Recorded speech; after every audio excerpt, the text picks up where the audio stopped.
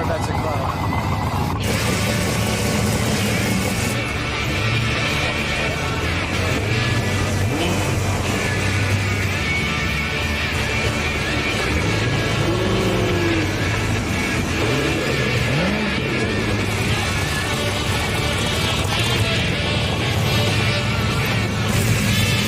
The people that run the Carlisle show are probably the greatest bunch of guys around. What makes them the way they are, I think, is they're all Corvette enthusiasts, and that makes a big difference.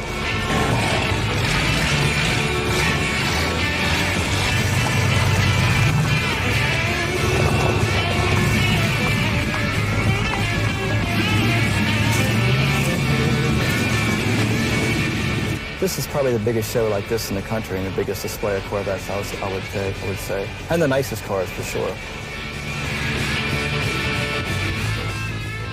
Wonderful. Good show. Lots of vets. Good prices. Nice time. How about you? Well, if you had one of these back in the 50s, you were known as the little guy whose mom and daddy had money.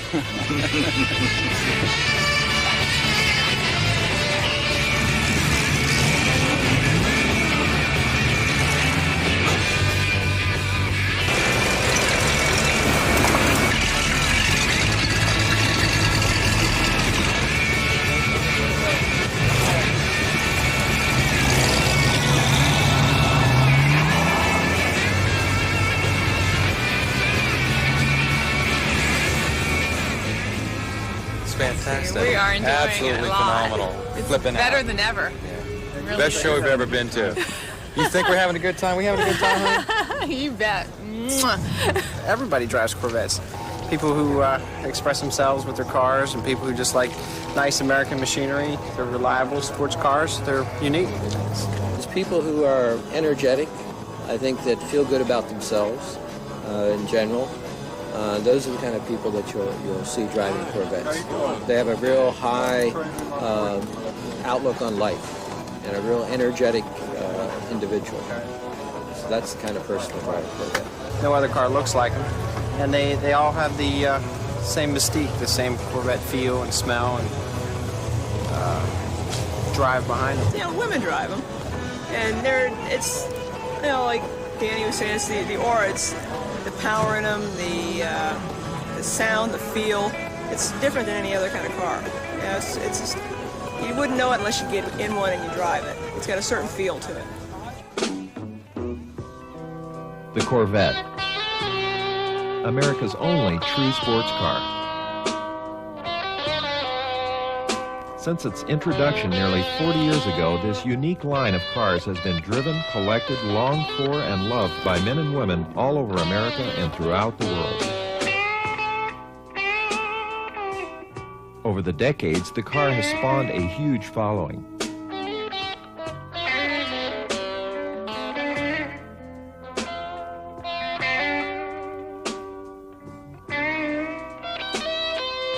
Its sleek lines, roaring power, nimble handling, and all-around good looks have charmed and seduced drivers and their passengers around the world. It's the magic, really. Nora is the magic. It's like I said, people looking back at their youth. It's something. It's the fountain of youth, and that's what a Corvette's about. And when you get a bunch of Corvette lovers together, it's not long before you hear the words beauty, power, grace, but most of all, you'll hear talk of the Corvette mystique. It's the nostalgia, it's the whole aura of the Corvette. And it's America's sports car, and that's why people come. A truly awesome event, Corvettes at Carlisle packs in as much automotive entertainment as anyone can experience in a weekend. It's well organized. All their shows here are well organized shows. Traffic, crowd control, the way it's laid out, plenty of space. It's a good show. Once spectators and participants pass onto the sprawling fairgrounds, they find acres and acres of spectacular cars, hard-to-find parts, and unique displays. Combined with the food, fun, and activities, Carlisle truly becomes Vette City. Most Corvettes I've ever seen in one spot. A lot of selection as far as... The The parking lot becomes a show in itself with row upon row of fiberglass-bodied masterpieces. Every type of Corvette is on display here. It's pretty well organized, though. We have a lot of events, and most of all, we have a lot of Corvettes. You'll never see this many anywhere. From stock bodies to radical statements, from the earliest Vettes to the famous split-windowed cruiser.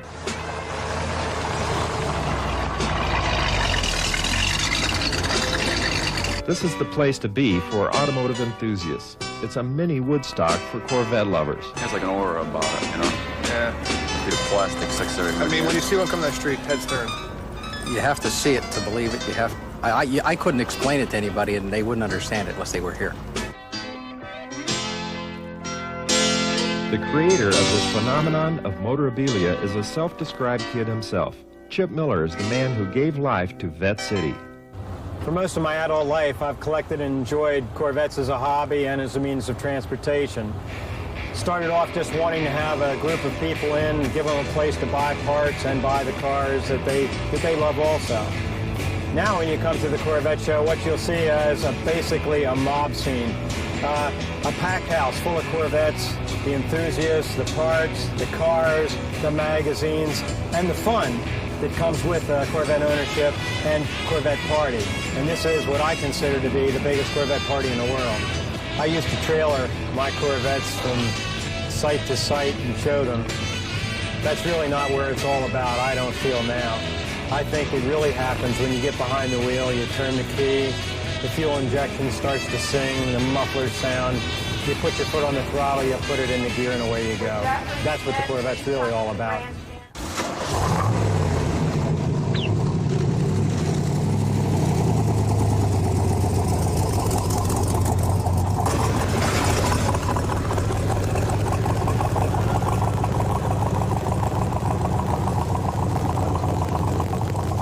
Corvettes new and old are it.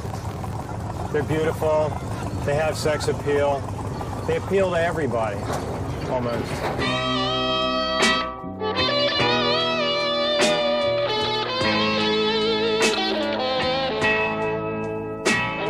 As distinctive as the Corvette is from any other car, for some there are still new areas to explore, boundaries to expand, and ideas to see come to life.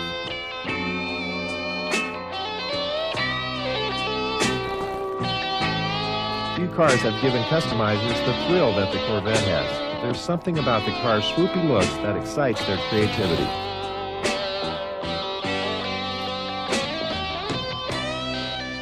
But for some, the stock Corvette is only the beginning. For them, the car as it rolled off the assembly line is merely a rough draft for what it can become.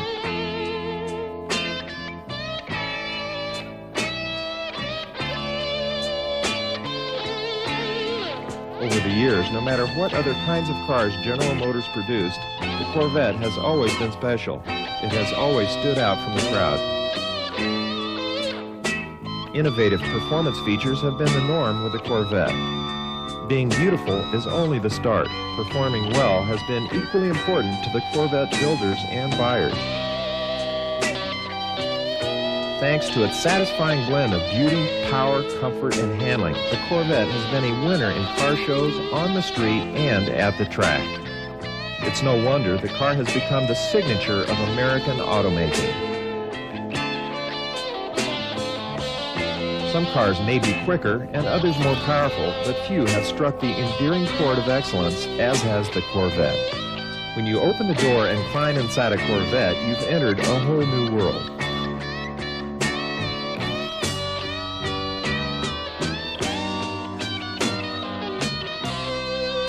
The Corvettes of the 50s were stylish knockouts, true classics in every sense. Their graceful lines gave new life to the often bulky American automobile. Here was a car that could compete with the best of the world. Put down the top, grab the gear shift, and drive. This wasn't a date, it was a lifelong love affair and marriage. And once you've fallen for a Corvette, there's no turning back, even if for some it might seem the car clouds the senses. But making its distinctive mark has always been the way of the Corvette. And And don't try to sell the idea that it's just another car. Nobody will believe you.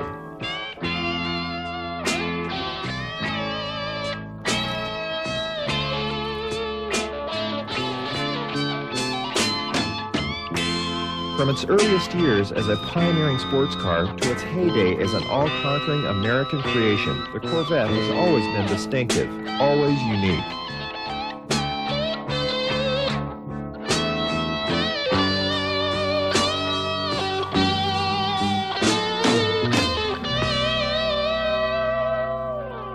If you look around, all these Corvettes, they all have a little bit different accessories, a little bit of different touch to them. Everybody's got their own thing going. They're sexy. Extremely sexy. And we have one, so we're Corvette lovers. Well, they've progressed quite aerodynamically. You have this 54 here, which is a beautiful piece of machinery, is how it started. And this one over here is how it's ending up to date, which is, I think, is a work of art. There are Corvettes galore here, but my personal favorites are the ones from the 50s. These are the cars I grew up with, the cars I dreamed about, the cars I read about, the cars that I couldn't afford. Today, the 50s Corvettes are among the most sought after. In 1953, the year of the Corvette's birth, most American cars were giant bulks of iron and chrome. Those mammoths were big enough to live in. But from the beginning, the Corvette was built for speed. It was light and quick. It was a car in which to experience life. The swoopy body, wraparound windshield, toothy grille, and recessed headlights marked a new breed. It was a car that was different, that required more of its owner than just turning the key and stepping on the accelerator.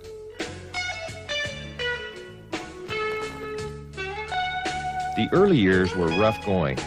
The first run of the Corvette was nearly its last. Early options were few. It had no roll-up windows, but tricky-to-use clip-on side curtains. The first-year Corvette even lacked an exterior door handle. To get in, you had to reach inside and open the door from there. Only 300 of the cars were built in 1953, and even priced at just $3,500, sales were slow. For some of the early buyers, this was the car to love. For others, though, the Corvette seemed like more trouble than they were worth. The cars were very rudimentary, but back then, people that liked sports cars were driving MGs and similar cars that lacked feature comforts also. The American public really wasn't ready for that type of a sports car, and it almost killed the Corvette. In 1956, Chevrolet solved the problem. They came out with a car that appealed to the American buying public. The car had roll-up windows, had a hard top, it had crank windows, no more side curtains. It was just a more civilized car. It had the performance, it had the looks, it had the mystique that created what we all idolize today, at least us Corvette nuts. By 1957, production was on its way up. The Corvette was discovered. The Americans had their own personal sports car. That's the era that I love. That's the year I like to drive. That's the year I remember. Top down, fuel injection singing, Beach Boys playing over the radio. And it's really what we're trying to recreate today. I think it's why I'm still into it and probably why I always will be. I always want to be 20 years old. Powered by an array of high-performance engines, the first Corvettes have become the most desirable to own.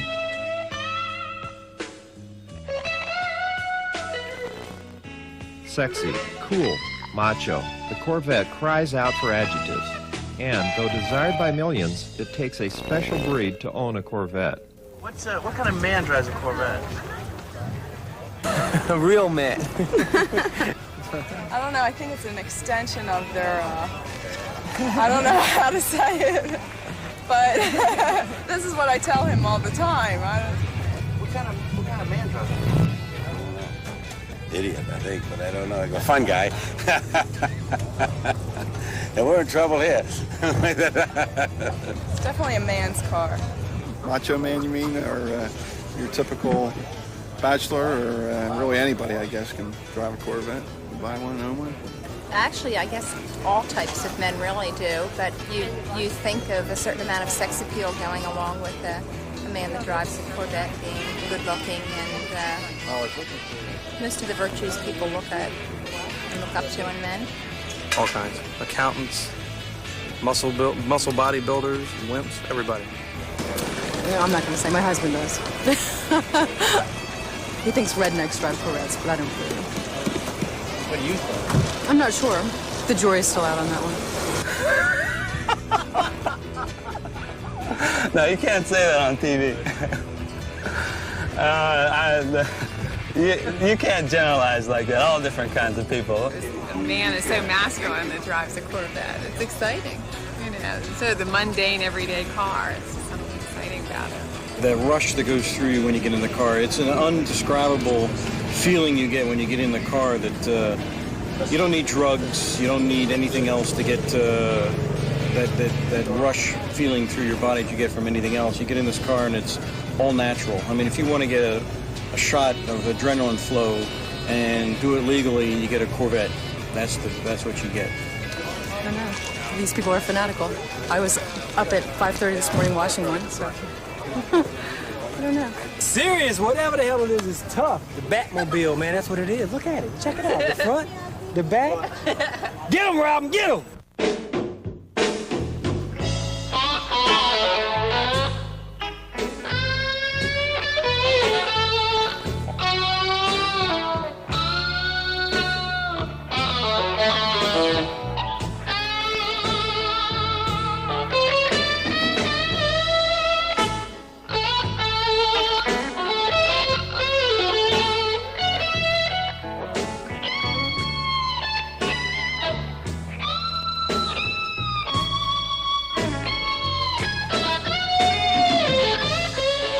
I think the thing that draws people to Carlisle is the overall ease of operation of the facility.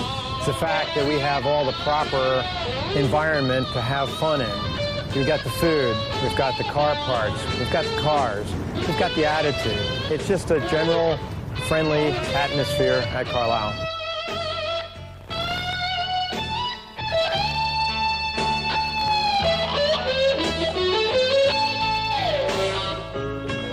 Years ago, my partner and I started Corvettes at Carlisle. It came from my heart and my love for the Corvette automobile. From the early days of driving a Corvette, which for me was over 20 years ago, there's one thing that we do universally, and we still do, and that's why it's a show of friendship. We show our hands, we wave, and we're buddies. It doesn't matter whether we're ever going to meet the person in the other car.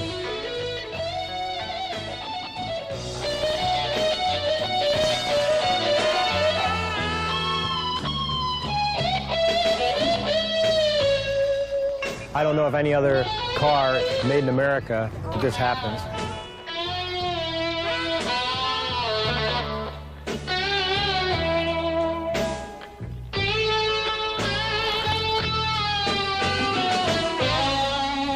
There's even a show in the parking lot. From the very first year, we started off with about 500 Corvettes being driven in. The word spread, you can drive your Corvette to Carlisle and park exclusively with other Corvettes. This year, approximately 7,000 Corvettes filled our parking lots to overflow proportions. I don't know what we're going to do next year. Sooner or later, we're going to have to exclude just the regular family cars and go strictly to Corvettes.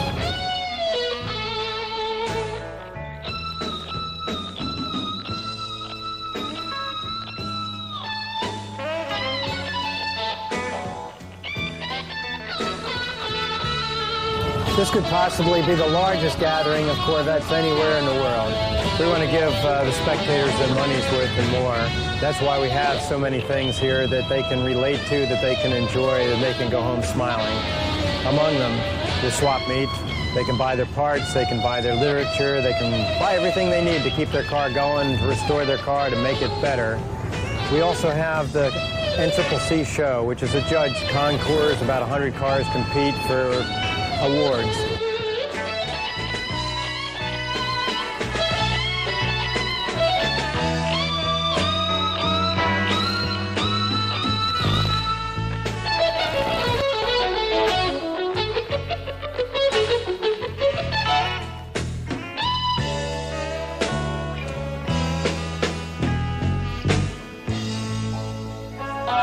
because of all the sports car, it's probably the most affordable. You get more punch for the dollar than any other sports car, like a Ferrari or anything like that. 53 was the first year, and there was only 300 of them built. And then 54, there was like a couple thousand. Then 55, it was starting to die, and they talked about canceling it. But then in 56, they came out with the V8, and that's what resurrected the Corvette. It was a 265 V8 back then.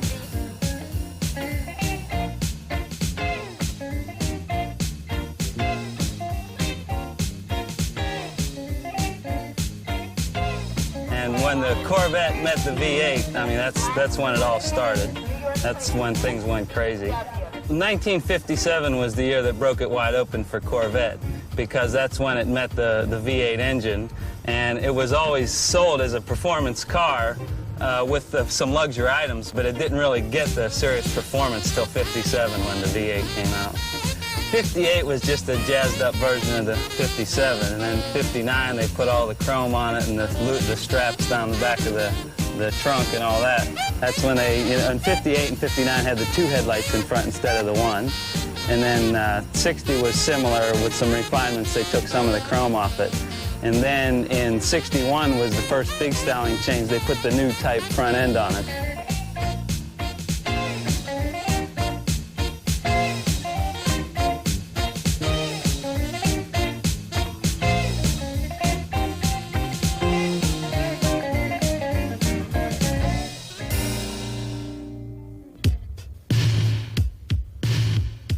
Many purists frown on radical changes being made in the Corvette.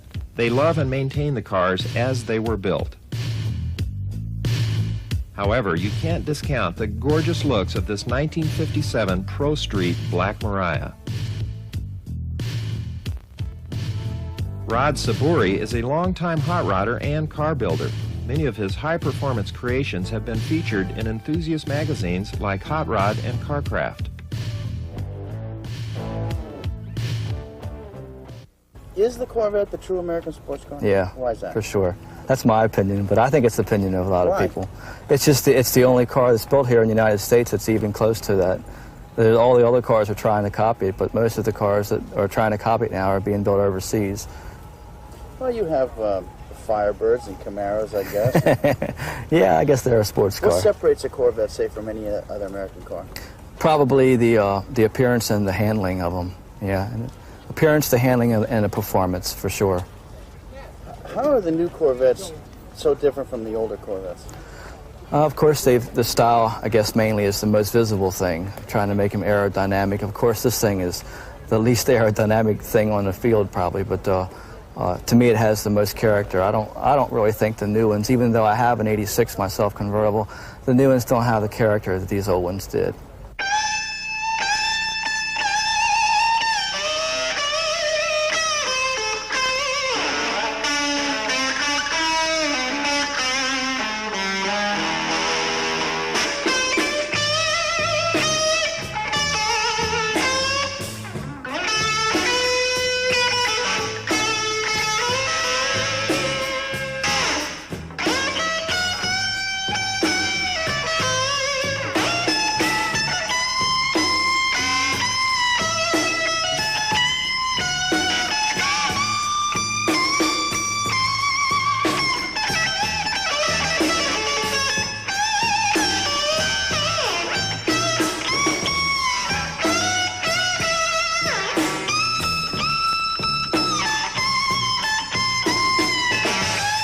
When I drive this thing on the road, I get a pretty good reaction from the public and from the authorities. But it seems like it doesn't really get me in any trouble. I cruise around, don't bother anybody. The police have stopped me a couple of times. They just want to look at it. That makes it kind of nice. Of course, when I drive through the fairgrounds and kick up some dust, that creates a little bit of havoc, but I guess that can be expected with something like this.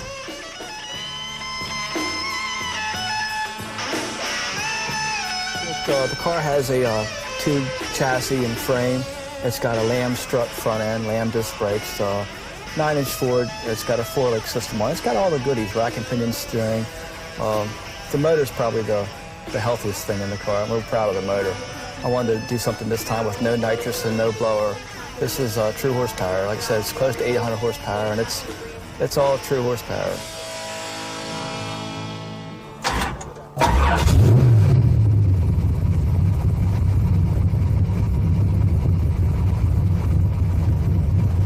Power, one of the Corvette's strongest suits. But just as the basic lines are sometimes just the start for customizers, so too is the car's basic power plant. From the beginning, the Corvette was meant to be a high-performance car, and that meant racing. The Corvette has proven itself a winner and the receptive host to nearly every conceivable performance innovation. They can have all the original ones. These Corvettes were made for racing. Scoops, wheelie bars, slicks, racing cams, and heads all add up to keeping Corvettes running ahead of the pack.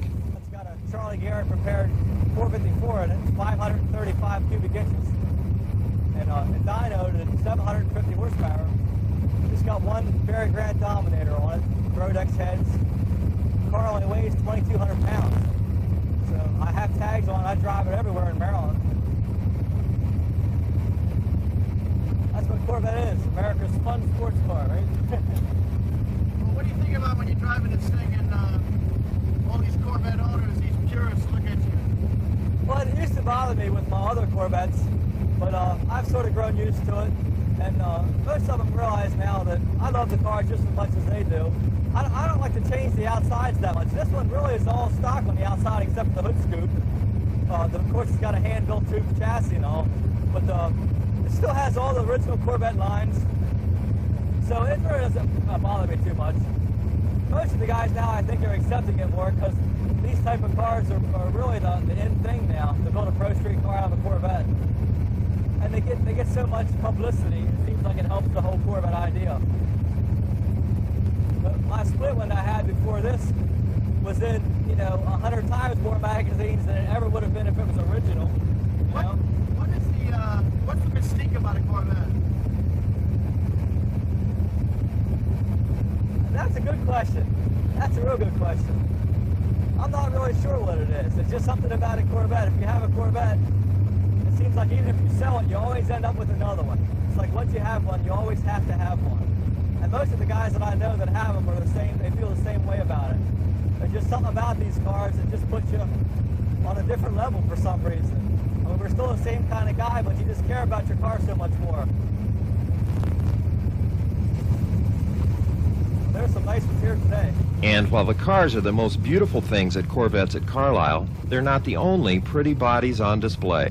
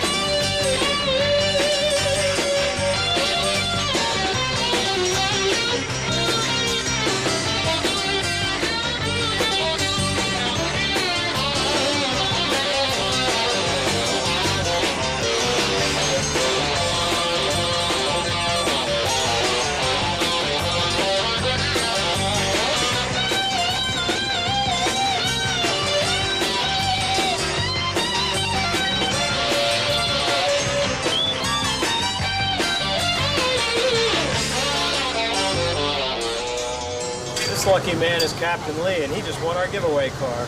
Such a fantastic feeling to be at Carlisle. We're so excited. Thank you, Carlisle. Thank you. I think that what's really impressive is the amount of people this year for right now. I think that during a time when the economy's not really real strong, but there is a lot of people here today. Looking and touching and buying. Carlisle offers that and more, especially at the Collector Corral. Here's where all the buying and selling takes place. You can roam the parking area and get an eyeful of beauty and grace, but in the collector corral you can sit in the cars and actually get a feel for what pumps these Vette lovers up. Do you long for a 50s hot rod? For Corvettes, the 1958 through 62 cars were the start of a golden age. An example for most Corvette lovers is the 1963 split-window coupe.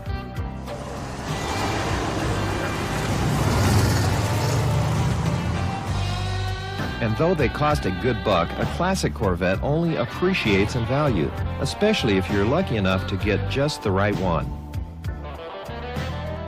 We have the world's largest Corvette swap meet here, pinpointing anything you need for your Corvette, be it the smallest part, the little nut, the little bolt that's needed to complete an accurate restoration, all the way to the car covers, a whole body if you need it, the whole front end, motor.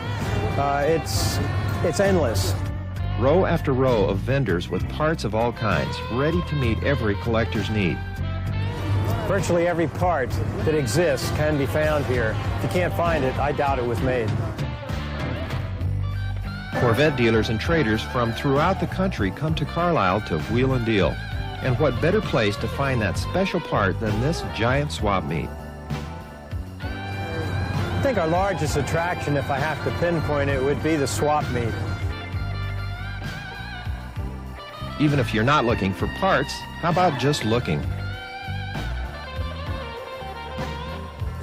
From my experience, it's the most impressive thing around if you're interested in Corvettes. Yeah, and another it's thing impressive as hell, I swear to God. You walk around. We're extremely fortunate that we live this close. All you gotta do is look and you see Florida plates, see Ontario, Canada, Missouri, Jersey, Illinois. They come from everywhere here. We're just lucky we live in Maryland. Pennsylvania and we can see it all. A lot of greetings from Club Corvette of Finland. Paljon terveisiä Corvettes Carlisleen, Club Corvette of Finlandilta. It's power here.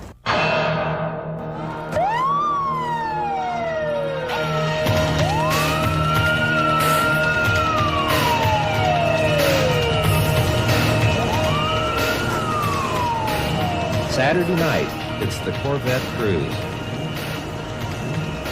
Chip and Bill Miller are the leaders of this pack as it heads into downtown Carlisle for a 50s block party. We got him. Squeeze him out now. Squeeze him out. More than 400 Corvettes take part in this procession. One of the highlights of our show is the parade that heads downtown Carlisle and culminates in an evening party. This parade is the one thing that really ties us in with the town of Carlisle. It's the thing we do that pulls people out of their homes and out of their windows and whatever to see 400 Corvettes in a procession.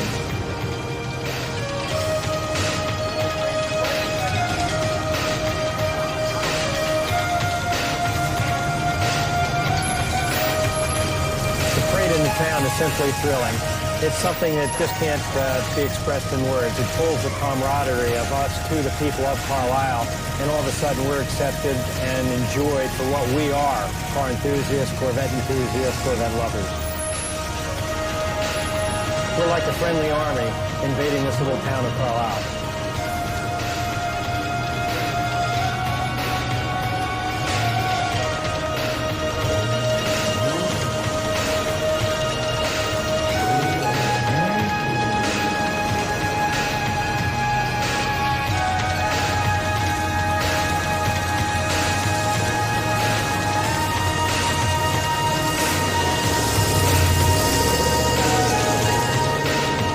Spectators line the streets for a spectacle unlike any other in the world. Families, couples, children, all types and ages of car enthusiasts become caught up in the spirit of camaraderie that sets Vette City apart.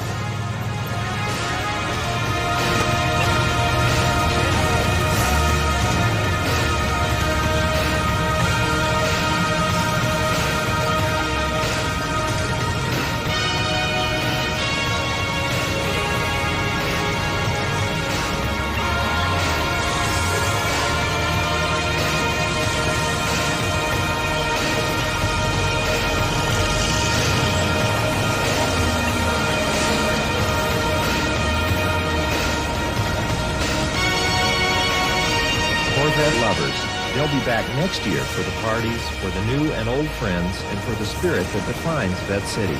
The spirit that is Corvettes at Carlisle.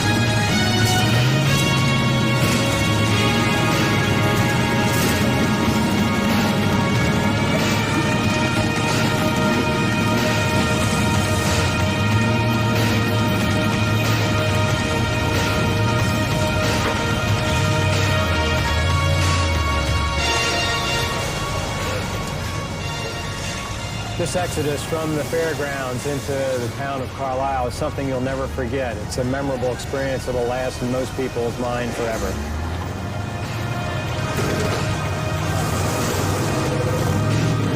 The 1991 edition is our 10th show. It's the biggest, it's the best, it's the most fun, and I'm just as high as can be because it's over and everybody's leaving with a smile. There's a mood and a feel here at Corvettes at Carlisle. It's the most friendly atmosphere that I can imagine. It's my favorite show. It always will be. It's my baby, it's my brainchild, and I love it and I love the people.